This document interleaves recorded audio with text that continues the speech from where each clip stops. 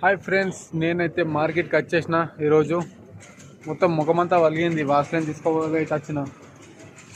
వాస్లైన్ అక్కడ సైడ్ ఉన్నది, తీసుకోవాలి. ఇవన్నీ హెయిర్ ఆయిల్, ఈ కోకోనట్ ఆయిల్, ఇవన్నీ మన ఇంటికాడన్నా దొరకాయి కానీ ఈడ మాత్రం అన్నీ ఏవేవో ఉంటాయి.